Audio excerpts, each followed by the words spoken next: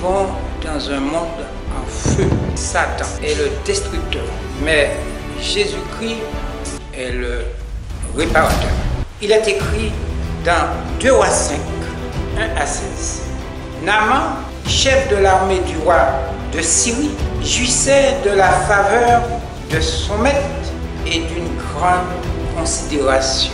Car c'était par lui que l'Éternel avait délivré les Syriens. Mais cet homme fort et vaillant était lépreux.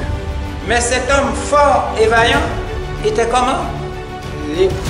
Or, les Syriens étaient sortis par trop et ils avaient emmené captive une petite fille du pays d'Israël qui était au service de la femme de Naaman.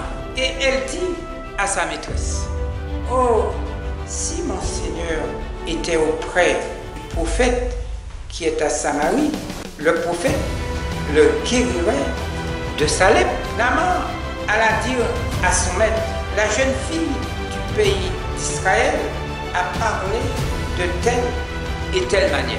Et le roi de Syrie dit: va, rends-toi à Samarie, et j'enverrai une lettre au roi d'Israël. Il partit, prenant avec lui 10 talents d'argent, 6000 cycles d'or et 10 vêtements de rechange. Verset 6. Il porta au roi d'Israël la lettre où il était dit: maintenant, quand cette lettre te sera parvenue, tu sauras que je t'envoie Naaman, serviteur, afin que tu le guérisses de sa lèpre. Après avoir lu la lettre, le roi d'Israël déchira ses vêtements et dit: suis-je un Dieu pour faire mourir et pour faire vivre, qu'il s'adresse à moi afin que je guérisse un homme de sa lèpre? Sachez donc et comprenez qu'il cherche une occasion de dispute avec moi. Verset. Lorsqu'Élisée, homme de Dieu, apprit que le roi d'Israël avait déchiré ses vêtements, il envoya dire au roi: pourquoi as-tu déchiré tes vêtements? Laisse-le venir à moi, et il saura qu'il y a un prophète en Israël. Naaman vint avec ses chevaux et son char, et il s'arrêta à la porte de la maison d'Élisée. Élisée lui fit dire par un messager: va et lave-toi 7 fois dans le Jourdain, ta chair redeviendra saine et tu seras pur. Naaman fut irrité et il s'en alla en disant: voici, je me disais, il sortira vers moi, il se présentera lui-même, il invoquera le nom de l'Éternel, son Dieu, il agitera sa main sur la place et guérira le lépreux. Vous savez, Dieu ne flatte pas, Dieu n'est pas un flatteur.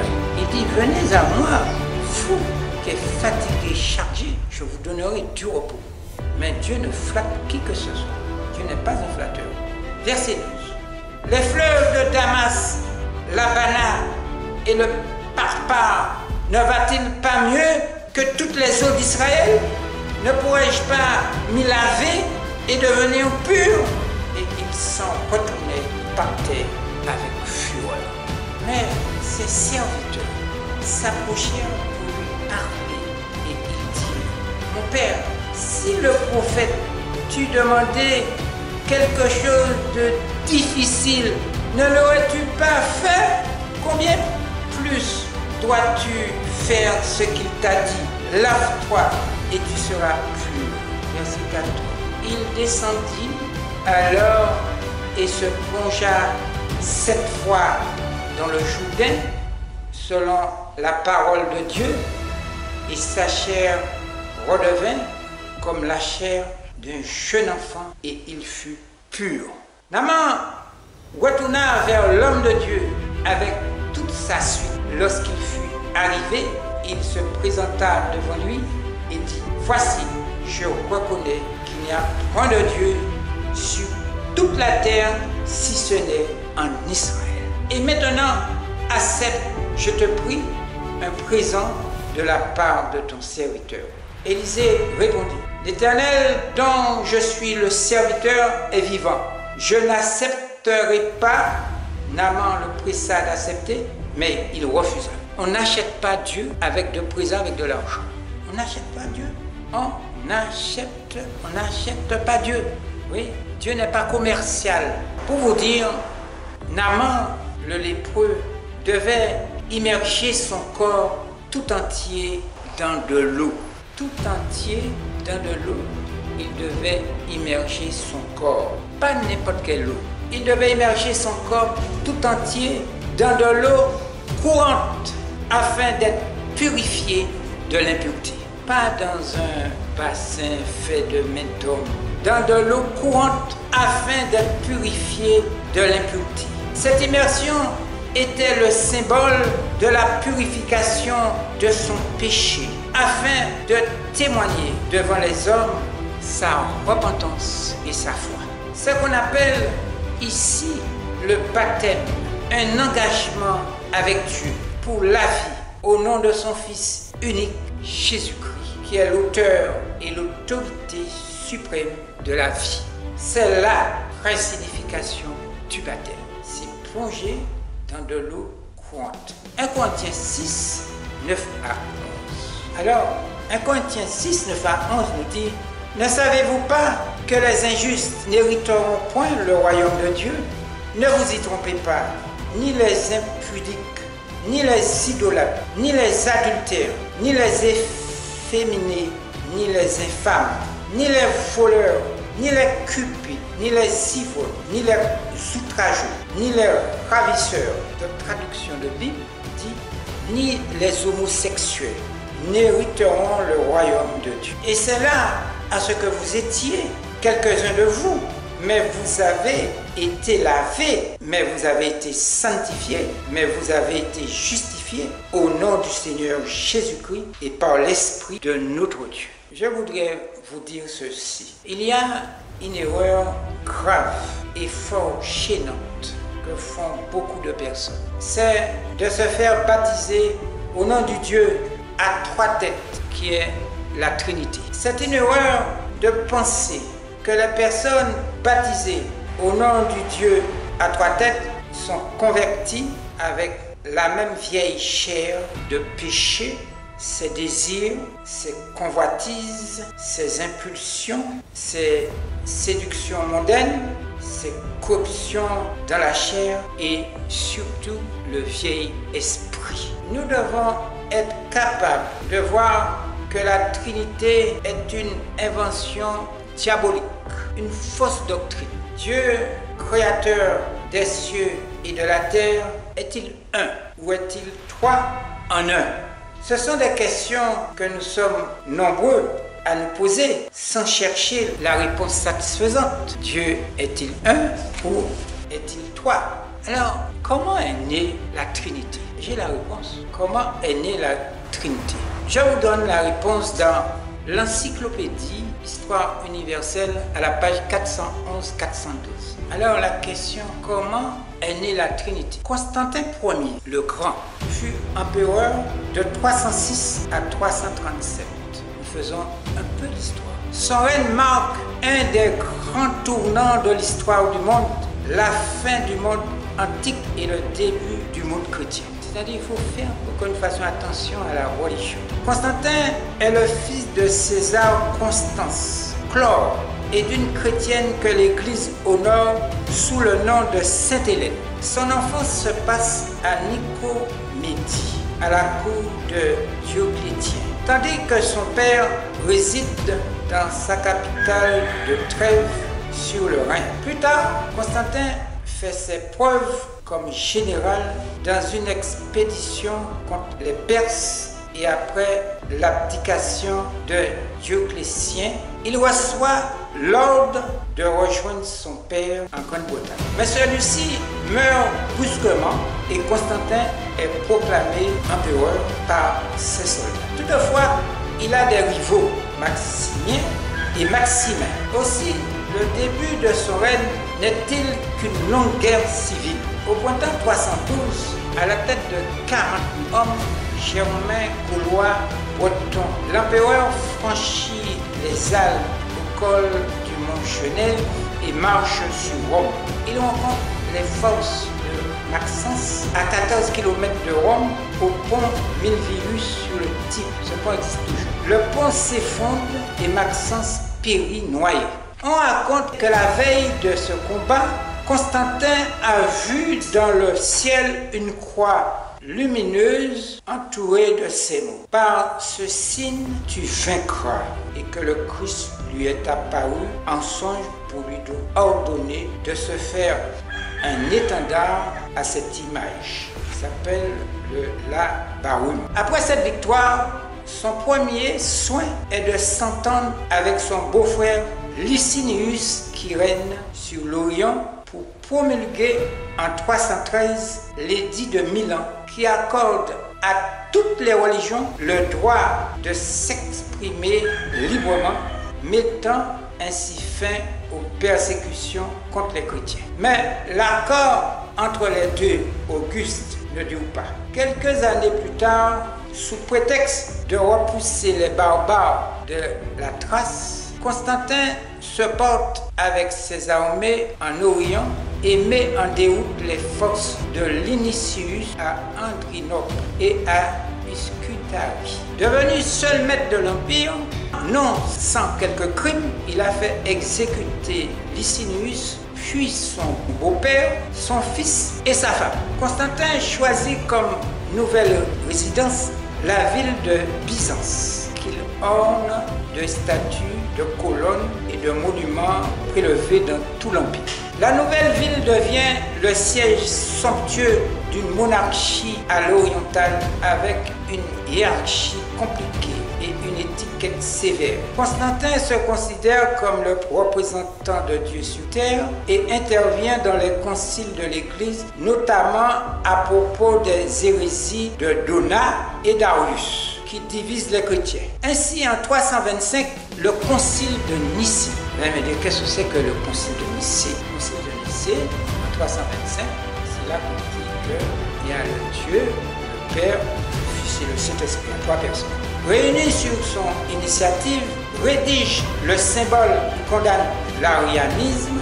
Pourtant, Constantin ne recevra le baptême que sur son lit de mort en 337 après 30 ans de règne. Alors, je descends du bas, mais l'Occident a reçu de Constantin les germes de sa renaissance. L'Église a été comblée de faveurs et de dons. L'évêque de Rome est installé au palais de Latran. Chef de la chrétienté, il ne tardera pas à jouir d'une telle autorité et d'un tel prestige que les empereurs et les rois s'inclineront devant lui. Devenue la ville des papes, Rome est plus que jamais la ville éternelle. Mais je vais vous lire quelques phrases dans une autre encyclopédie. C'est l'encyclopédie de la religion, page 76. 76, juste quelques encyclopédies de la religion, si vous avez ce livre chiffre. C'est tout simplement pour savoir si cette encyclopédie mente. La tragédie judéo-chrétienne commence réellement à l'heure où Constantin se convertit et où l'Église tend à s'identifier avec l'Empire. L'Empire était aux yeux des Juifs l'ennemi haï qui avait écrasé Israël, profané le temple, dispersé la nation et qui aggravait l'horreur de ses crimes politiques par l'indignité de son paganisme. Et voilà que la croix devient tout à coup le symbole de Rome et de Byzance. Les gens qui font le signe de la croix là, ça vient de Constantin. Empereur depuis 306, Constantin écrase son rival, Maxence, maître de l'Italie et de la France. En 312, à la célèbre bataille pont Milius, selon la tradition, il lui aurait été révélé que le signe de la croix sur ses étendards lui donnerait la victoire. On peut penser que les très nombreux chrétiens parmi ses soldats lui ont assuré un concours efficace. Converti dès lors, même s'il ne reçoit pas encore le baptême chrétien, l'année suivante, il accorde une entière tolérance aux chrétiens par l'édit de Milan, interdisant les persécutions contre eux et ordonne la restitution de leurs biens. On avait volé des biens des chrétiens. Monarque, centraliseur et dirigiste, il se désigne lui-même comme l'évêque placé par Dieu pour les affaires du dehors. Les disputes religieuses compromettant l'unité récente et fragile de l'Empire, il convoque en 325 à Nicée, sur les bords de la mer Noire, un concile qui rassemble 300 évêques et religieux d'Orient, 2 légats du pape Sylvestre Ier et un évêque gaulois. L'hérésie de l'évêque Arius est nancière. La croyance en la divinité de Jésus-Christ divisait les chrétiens et dégénérait en troubles publics. Parce qu'auparavant, il n'y avait pas le Père, le Fils et le Saint-Esprit. Il n'y avait pas de la Trinité. Le concile rédigea le symbole de la foi chrétienne qui affirmait la divinité du Christ, le concile en 325, et le dogme de la Trinité, un seul Dieu en 3 personnes. Voyez-vous où a commencé la Trinité? Faites attention aux religions, chers frères et sœurs. Réveillez-vous, Père, Fils et Saint-Esprit. Lisons dans Matthieu 28, verset 19. Je vais vous le lire dans la Bible de Chouaki, pas dans la Bible commune. Matthieu 28, verset 19. Il est écrit, allez donc faire des adeptes parmi toutes les peuples. Immergez-les au nom du Père, du Fils et du souffle sacré. Il n'y a pas, votre Bible commune dit au nom du Saint-Esprit. Il n'y a pas de troisième. Au nom du souffle sacré. Et je peux vous assurer, la Bible dit, les apôtres pratiquaient le baptême par immersion, les femmes et les hommes de foi pour la purification du péché opéré dans le cœur. Alors, nous pouvons lire dans Actes 2, verset 38, que Pierre leur dit, faites retour, que chacun d'entre vous se fasse immerger au nom de Jésus, le Messie, pour la remise de ses fautes. Vous recevrez en don le souffle sacré. Souffle sacré. Il n'y a pas de troisième personne. Et nous pouvons aller dans Acte 8, verset 16. Acte 8, verset 16. Ils n'étaient pas encore descendus sur aucun d'entre eux. Ils avaient été immergés seulement au nom d'Yeshua, au nom de Jésus-Christ. Et verset 17, ils imposent sur eux leurs mains et ils reçoivent le souffle sacré. Alors, Acte 4, verset 12, le salut ne vient pas d'un autre. Non, il n'a pas été donné aux hommes un autre nom sous le ciel par lequel il nous faut être sauvés. C'est-à-dire Jésus-Christ. Alors, Acte 19, verset 5. Acte 19, verset 5 dit, ils entendent et se font immerger au nom de Jésus-Christ. Alors, nous allons lire Colossiens 3, verset 17. Il est écrit, et tout, quoi que vous fassiez, en parole ou en œuvre, faites au nom de qui? Jésus-Christ, en remerciant par Elohim le Père. Prenons notre Bible dans Zacharie 13. Alors, nous avons dit Zacharie 13, 1. Il est écrit, en ce jour-là, une source sera ouverte pour la maison de David et les habitants de Jérusalem pour le péché et pour l'impureté. Oui, une source sera ouverte dans le royaume de Dieu pour vous et moi, afin de nous laver du smac du péché. Pour la maison de David et les habitants de Jérusalem pour le péché et pour l'impureté. Chers amis, chères sœurs et frères, ouvrons nos yeux et nos cœurs. Ne nous laissons pas tromper par les sectes et religions. Nous avons l'assurance de la victoire qui nous est accordée quand notre conscience est pure. Et lorsque toutes les barrières qui nous séparent de la parole de Dieu, Créateur des cieux et de la terre, sont sincèrement ôtées.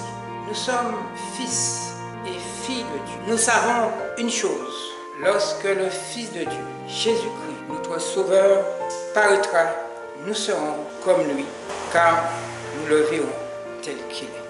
Amen.